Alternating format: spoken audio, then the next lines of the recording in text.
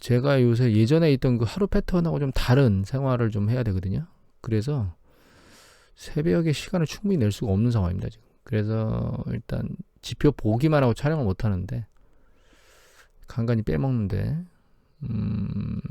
최대한 촬영을 해서 올리도록 노력은 하겠습니다. 그 미국 3대 지수가 혼조세로 끝났거든요. 어제 뭐 대차게 내리다가 연이틀 내리지 않은 게 최근 상황에선 그나마 변화한 거다, 이렇게 생각을 해봐야 되겠죠. 이게 끝난 거냐, 아랫방향으로 다시 움직이는 게, 그건 뭐 예측할 수가 없습니다. 지금은 아직은 그렇다고 보기는 어렵고요. 지표상으로 또 나오는 것들을 좀 봐야 될 것 같고, 오늘 이번 주에 나온 특이한 거는 모든 영역에서 좀 약세를 보이는 것 같은데, 경제지표가, 이거 미국만 뽑아놓은 겁니다, 별도로. 내구재 주문이 오히려 늘었다는 거예요. 이게 지금 굉장히 특이한 케이스고, 그 다음에 이제 좀 심리적 안정감을 주는 거는 주택 가격이 올라가고 있다는 거, 아직. 근데 주택 가격이 아직 올라가고 있는 거는, 이게 긍정적인 건, 그러니까 이게 이렇게만 볼 수는 없습니다. 주택 가격 보면은, 이게 신규 주택 가격이거든요. 근데 5월보다 10.7% 오르긴 올랐어요. 여기 보시면, 여기 10.7 올랐습니다, 5월보다. 그런데, 작년 5월보다는 5.9% 내려갔습니다, 지금. 차트가 이렇게 움직이고 있거든요. 신규 주택 판매 수가. 이게 굉장히 많이 오르긴 올랐죠. 작년에 굉장히 많이 팔리긴 팔렸죠, 주택이. 그것 때문에 이 추세보다 낮을 수밖에 없는 상황인데, 이게 추세적으로는 좀 올라가고 있지만, 이 추세가 정점을 다 온 거 아니야라고 생각을 들게 만드는 이유는 이것 때문에 그렇습니다. 이게 잠정주택 판매거든요. 이거 가계약 친 거라고 생각하시면 되겠죠. 근데 얘가 사실은 주택 판매 선행지수 중에 하나거든요. 쭉 데이터가 나오는데, 뭐 이건 인구를 반영한 거고, 여기 밑에 보면 이거거든요. 이게 잠정주택 판매 성장률이고, 이게 기존 주택 판매 성장률인데, 이거는 신규 주택 판매고요. 이제 새로 지은 거죠. 이거는 기존에 있던 주택이 매매되는 거죠. 그리고 이제 가계약 치는 거고. 근데 이제 여기 보시면 이렇게 나옵니다. 이게 한두 달 이전에 팔린다. 그래서 이 한두 달 선행한다고 보시면 돼요. 이 잠정주택 판매가 신규 주택 판매를. 그런데 이게 이제 보시면 아랫방향으로 지금 떨어지고 있잖아요, 두 개 다. 추세적으로 신규 주택 판매도 정점을 찍고 밑으로 내려올 것 같습니다. 다만 좀 시간이 걸릴 것 같은 거는 가격이 계속 오르고 있다는 거예요, 아직까지는. 그래서 주택시장 부분은 지금은 정점 언저리에 가서, 우리는 이제 정점을 치고 내려오고 있는, 가격이 실제로 꺾여서 내려가고 있잖아요.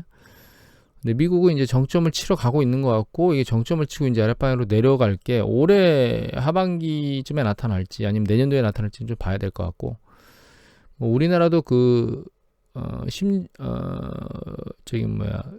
모기지 관련된 이자율이 상당히 높이 올랐지만, 미국도 굉장히 많이 올랐거든요, 단기간에. 그래서 주택을 추가로 구매를 해야 될 욕망이 일단은 많이 팔렸고요, 일정 부분. 그래서 이제 소멸될 것 같아요. 그래서 내년으로 가면 갈수록 주택시장에 대한 투자나 이런 부분들이 경제 성장에 미치는 부분은 상대적으로 작아질 것 같습니다. 그리고 지금 본 차트들은 전부 다 어드바이저 퍼스펙티브에 나오는 차트들을 참고했습니다.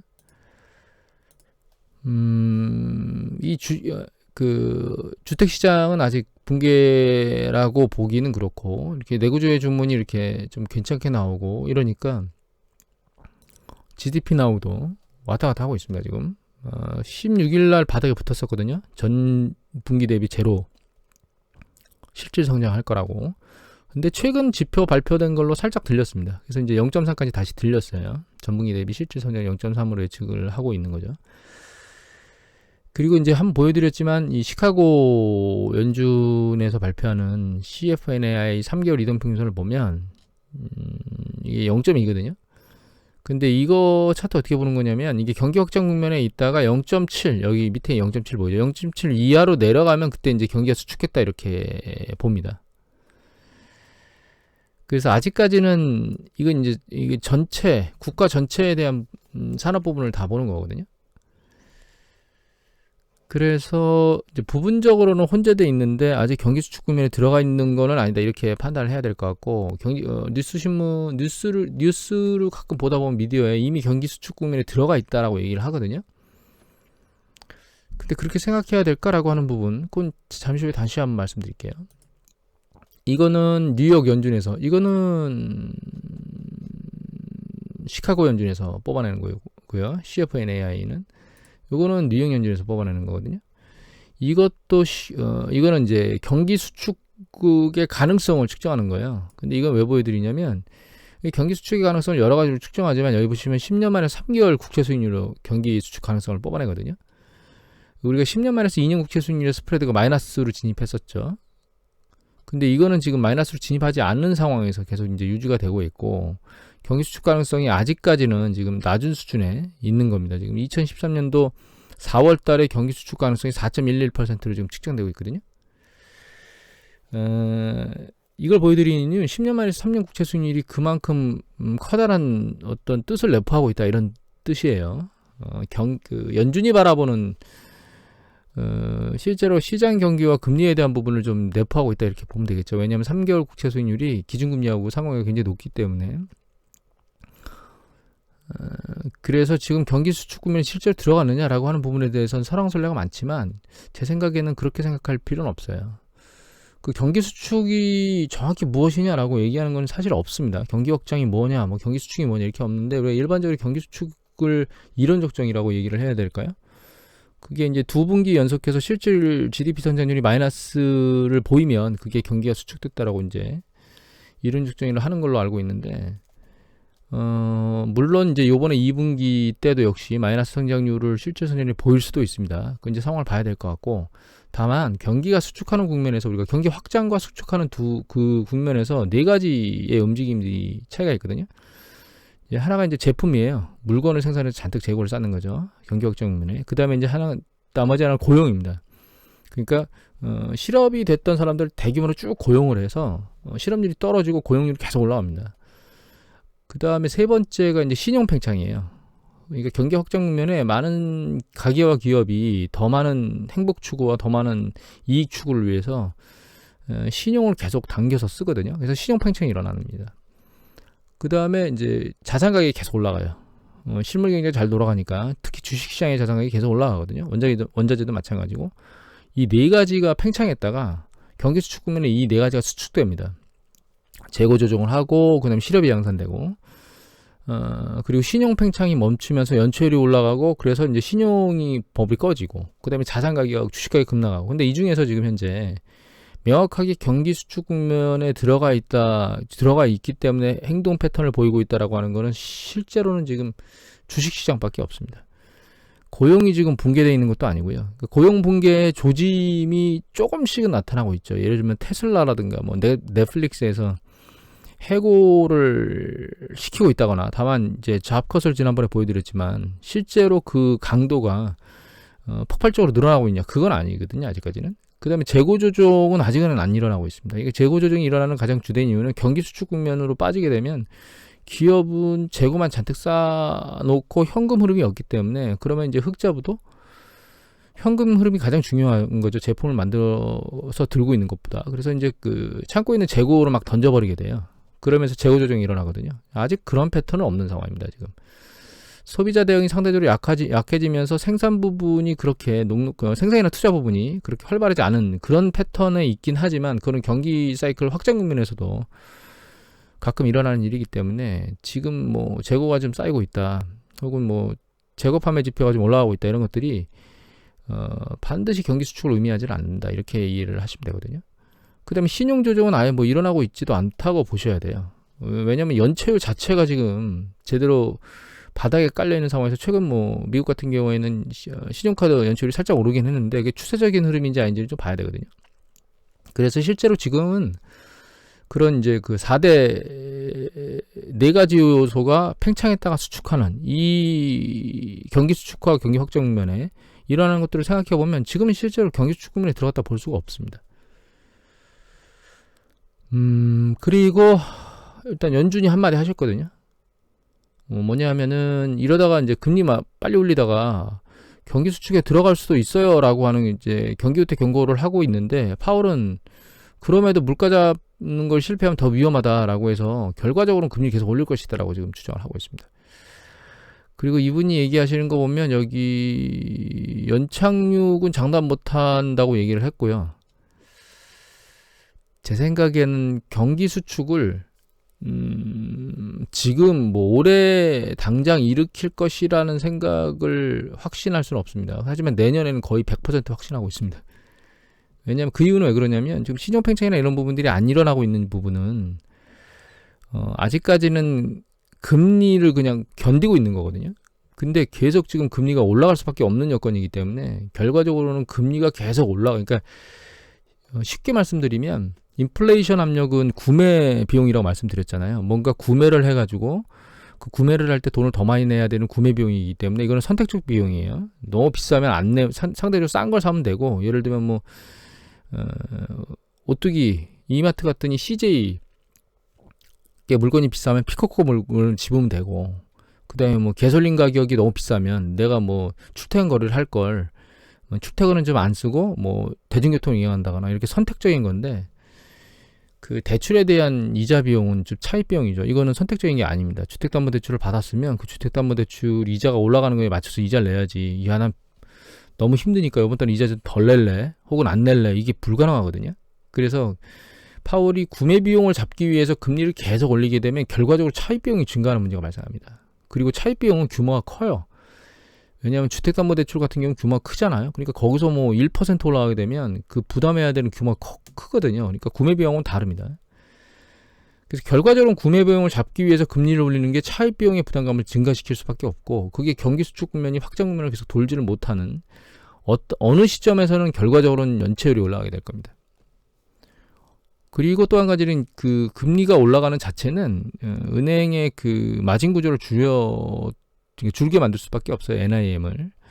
금리가 계속 올라가니까 단기 금리가. 그러면 단기 쪽에서 자금을 조달해서 그보다 좀 긴 중장기 대출을 해가지고 이익 마진을 보는, 순이익 마진을 보는 은행 입장에서는 점점점 단기 금리가 빨리 올라가 버리면, 기준금리 올리면서 은행에서 그 마진폭이 줄어들게 됩니다.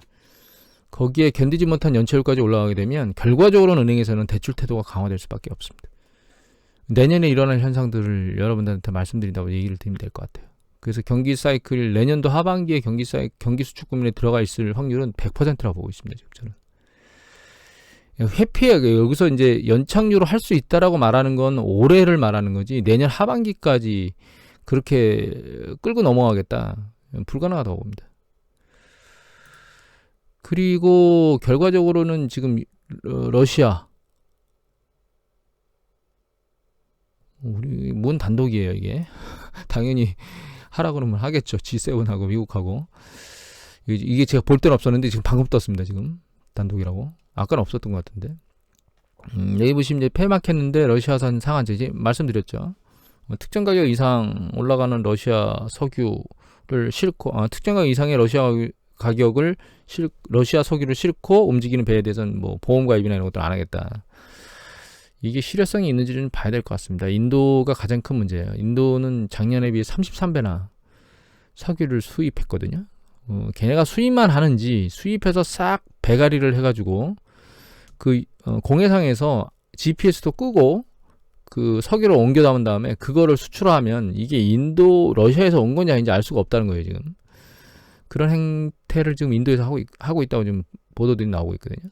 그래서 인도를 때려잡아야지 될 것 같아요. 러시아를 하려면. 중국은 어떻게 때려잡을 수가 없고. 그리고 이제 이란하고 핵합의는 진전된 바 없이 끝났는데, 이게 이제 유럽을 통해서 다시, 여기 보시면 중재로 다시 한번 협상을 재개한다는 얘기가 나오고 있죠. 그러니까 지금 석유 가격을 내리려고 쌩 난리를 치고 있는 겁니다. 전 세계에서. 여기에 이제 지금 7월 달에 바이든이 사우디아라비아 왕세자를 만나가지고 거기 증산 요구에 대한 부분이 있는데, 거기도 지금 그 마크롱 프랑스 대통령이 그 얘기를 했죠. 거기도 그 여력이 없다. 근데 그게 진짜 여력이 없어서 여력이 없다고 말하는 건지, 아니면 여력이 있는데 여력이 없다고 말하는 건지, 이거는 모르겠고, 다만 이제 여력이 있고 없고는 두 번째 문제고, 최선을 다해서 증산을 하겠다라고 하는 의지를 뽑아내면 그게 유가에 영향을 미칠 수 있다. 저는 개인적으로는 그렇게 생각하고 있습니다. 그 다음에 이제 미국의 그 개솔린 가격이 너무 오르는 것 때문에 전쟁 물자 조달법인가요? 예.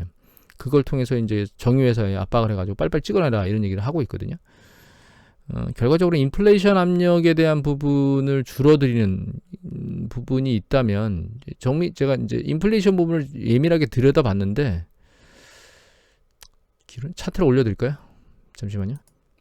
이게 이제 미국 CPI 전체 이거 전년 동기 대비 증감률이 아니고 그냥 지수입니다. 소비자 물가 지수. 그러니까 가격의 상승 강도를 그냥 그대로 보여주는 거죠. 보시면 강도가 꺾이게 좀 세게 올라갔잖아요. 최근에 보면 이렇게 보면 좀 강도가 좀 세죠. 강도가 세긴 한데 이게 외식 관련된 거거든요. 외식하거나 밖에 나가 술 먹거나 뭐 이런 것들, 주류 같은 거 이런 것들인데 이 강도가 이렇게 세다고 보이긴 하는데 이거 말고 좀 더 넘어가면 요거는 이제 외식, 요거는 외식 중에서도 특히 이제 그 술집 이렇게 생각하시면 되고, 이것도 뭐 강도가 있긴 한데 추세적인 강도가 그렇게 세진 않아요. 근데 여기서부터 이제 셉니다. 여기 보면 집에서 먹는 음식, 그러니까 우리가 이제 이마트 같은 데 가서 장 봐가지고 음식 사다 먹잖아요. 그런 것들이 이제 집에서 그 요리해서 먹으려고 사는 것들, 그것들이 이제 최근 급등하고 있는 게 눈에 보이고요. 차트 다 다르죠. 올라가는 모양새가. 이거는 보시면 연료하고 유틸리티인데, 이 유틸리티 생각하시면 이거 전기, 가스, 수도 뭐 이런 것들 생각하시면 됩니다. 급등하고 있죠. 이 에너지 부분과 관련이 영향을 미치고 있다고 보시면 됩니다. 지금 이거 보시면 이게 가솔린 가격이거든요. 아예 폭등, 최근 약간 주저해서 움직임은 있지만 이 최근 움직임을 놓고 보면 물가 상승률하고 뭐 비견할 수 없는 수준으로 급등하고 있다는 걸 알 수 있어요. 이렇게 보니까 느낌이 없네요. 이렇게 봐야 되겠네요. 그죠? 완전히 느낌이 다르죠. 올라가는 추세가. 이 소비자 물가 상승이 올라가는 추세거든요. 이거는 전혀 다르죠.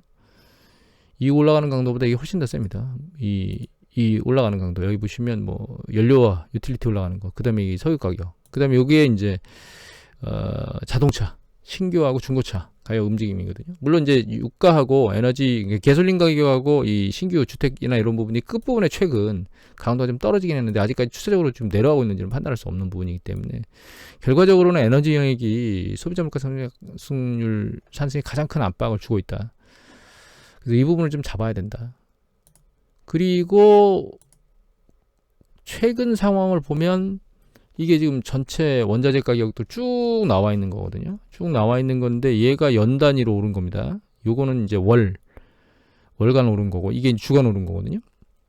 근데 월간 오른 걸 보면 월간 하락세가 높아요. 이게 이제 TTF, 이거는 유럽의 가스인데 지금 러시아 가스 잠근다 그래가지고 그것 때문에 이제 급등했고, 그거 이외에 다른 패턴을 놓고 보면 이게 지금 현재 월간 하락률이 높아요. 주간도 이제 따라서 추가적으로 내린 것도 있고, 이거는 이제 그 금속 쪽, 이거는 이제 에너지 쪽, 그 다음에 여기 보면 곡물 쪽이거든요. 우리가 곡물 쪽 얘기를 많이 하는데 곡물 쪽은 월간 급격히 내린 것들이 많습니다. 보시면 여기 보시면 이제 밀 같은 경우도 15%나 내렸어요. 물론 연간으로 36% 올랐지만 추세적으로는 15% 내렸고 주간은 또 6% 내렸죠. 그래서 결과적으로는 그 경기 수축이나 이런 얘기들을 하면서 산업재들 이제 내린 겁니다. 인플레이션 압력이 에너지 쪽에서는 조금씩 줄어들고 있는 패턴을 보이고 있는 것 같습니다. 전체적으로 보면 시장이, 주식시장이 막 왔다 갔다 하고 흔들리고 세차게 내려와서 지금 조정받은 상태에서 윗방향도 아니고 아랫방향도 아닌 어중간한 상태로 지금 모여있는 가장 주된 이유는 실제로 경제 시스템이 붕괴되진 않았다는 거예요. 그래서 그 실제로 붕괴됐으면 말씀드렸던 4대 조정이나 이런 게 이제 급격히 점진적으로 일어나고 이런 액션들이 좀 진행되고 해야 되는데 아직은 그런 상황이 아니기 때문에 말씀드렸던 이제 회색 지역에 있거든요. 그래서 위로 갈지 아래 갈지 모르고 있는 상황입니다, 지금. 이제 여기서 이제 트리거 같은 게 하나 팡 터지면 아래로 급격히 이제 곤두박질 칠 수 있는 가능성을 가지고 있고, 또 한 가지는 이제 곤두박질 치지 않고 반등한다 하더라도 반등하는 과정 중에서 뭔가 경제 지표나 이런 것들이 개선되거나 호의적인 경제 지표가 나오지 않는다면 강한 반등도 없을 겁니다. 그냥 흐지부지 흘러가고 있다가 어느 순간에 이제 경기 수축 국면의 색깔이 더 짙어지면서 아랫방향으로 세차게 내리꽂을 수 있는 가능성도 가지고 있다. 그래서 지금 회색지대에 있기 때문에 판단이 상당히 쉽지는 않은 상황이고, 다만 단기간의 폭락을 예측하기는 지금은 그러진 않을 것 같다, 이렇게 이해를 하고 있고요. 계속적으로 경제 지표를 모니터링하고 방향성에 어느 쪽에 무게를 두냐라고 하는 부분을 계속 모니터링 해야 될 것 같고, 이제 가장 중요한 부분은 결과적으로는 에너지 부분, 그 다음에 인플레이션 부분, 이 두 가지 부분이 아닌가, 이렇게 생각을 하고 있습니다. 오늘 이것을 마치도록 하겠습니다.